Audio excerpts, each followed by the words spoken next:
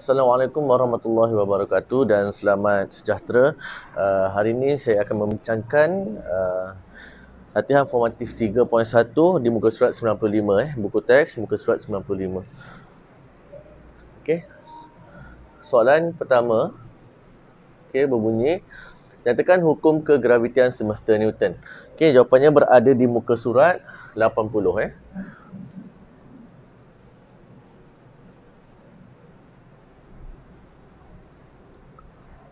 Okey.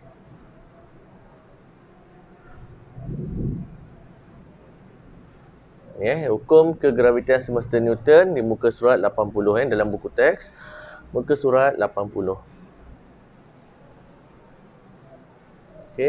Menyatakan bahawa daya graviti di antara dua jasad adalah berkadar terus dengan hasil darab jisim kedua-dua jasad dan berkadar songsang dengan kuasa 2 jarak di antara pusat dua jasad tersebut. Dan dengan rumus F sama dengan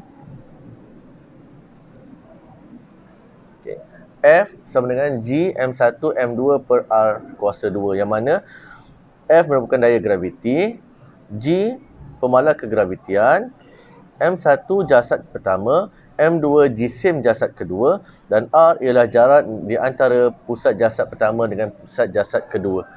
Okey, soalan seterusnya.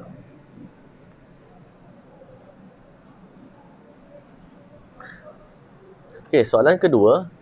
Nyatakan dua faktor yang mempengaruhi magnitud daya graviti antara dua jasad. Jadi, daya graviti diberikan oleh rumus F sama dengan G M1 M2 dibahagikan dengan R kuasa 2. Maka, faktor yang boleh mempengaruhi kekuatan daya graviti ialah jisim. Jadi yang pertama faktor dia ialah jisim, iaitu M. Dan faktor yang kedua ialah jarak antara pusat, iaitu R. Dua faktor ini boleh mempengaruhi kekuatan daya graviti di antara dua jasad. Soalan seterusnya, soalan ketiga.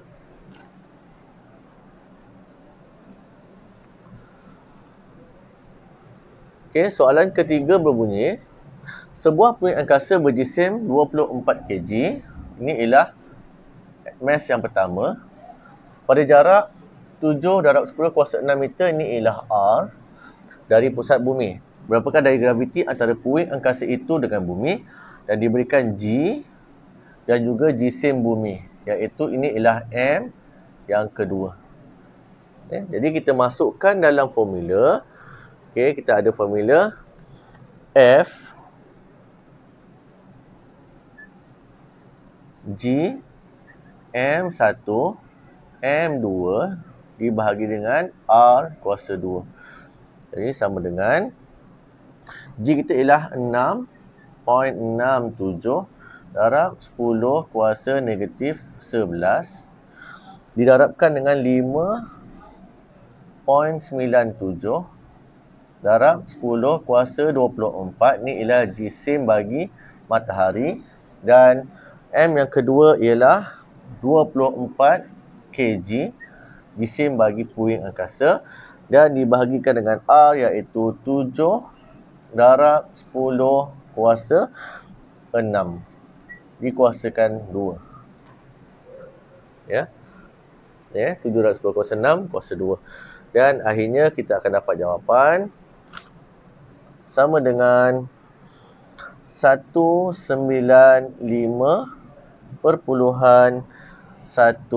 Newton. Ini adalah daya graviti terhadap di antara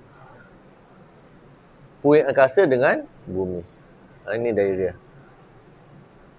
Okey. Baiklah, soalan seterusnya ialah soalan yang keempat. Sebuah satelit kaji cuaca sedang mengorbit bumi pada ketinggian 560 km. Berapakah nilai pucutan graviti di kedudukan satelit itu? Jadi ini sebenarnya ada jawapannya, seperti mana contoh di muka surat 85 dalam buku teks.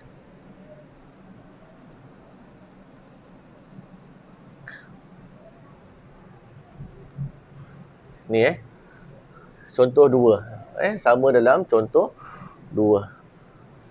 Dia bagi ketinggian, kemudian mencari nilai pecutan graviti di kedudukan satelit. Okey. Jadi kita boleh buat sama-sama. Okey, dia berikan satelit kaji cuaca. Ni ketinggian. Saya highlightkan ketinggian. Ketinggian 560.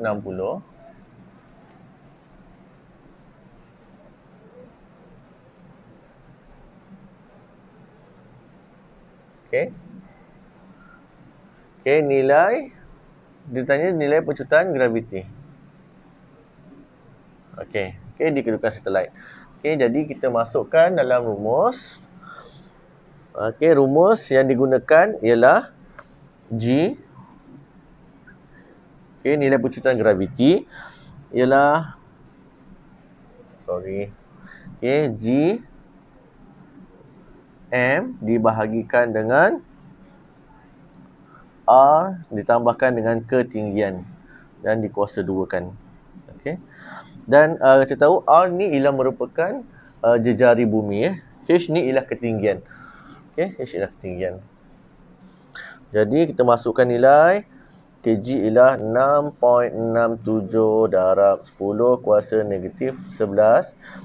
M ialah jisim bumi 5.97 darab 10 kuasa 24. Dibahagikan dengan R jejari bumi ialah 6.37 darab 10 kuasa 6 ditambahkan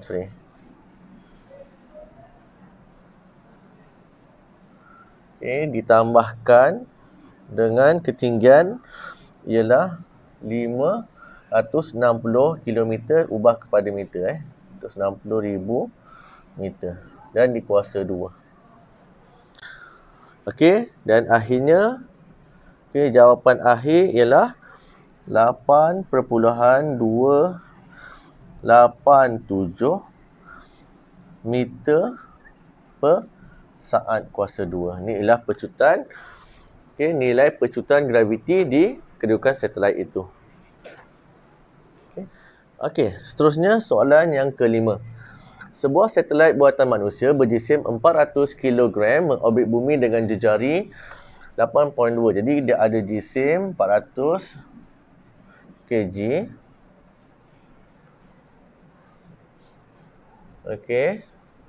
Ini jisim. Dengan jejari 8.2 meter dan laju linear diberikan ialah 6.96 darab 10 kuasa 3 meter per saat. Soalan bertanya berapakah daya memusat yang bertindak. Soalan ini ada dalam contoh di muka surat 90.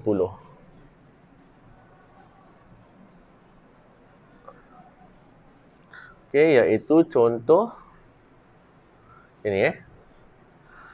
Untuk mencari pecutan memusat, kita memerlukan dengan rumus F sama dengan mv kuasa 2 per R.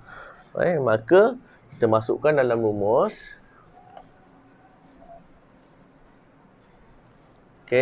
F sama dengan mv kuasa 2 sebab kita dan kita tahu ini ialah jisim. Ini jisim M. Ini ialah R jejari dan diberikan laju linear ialah V.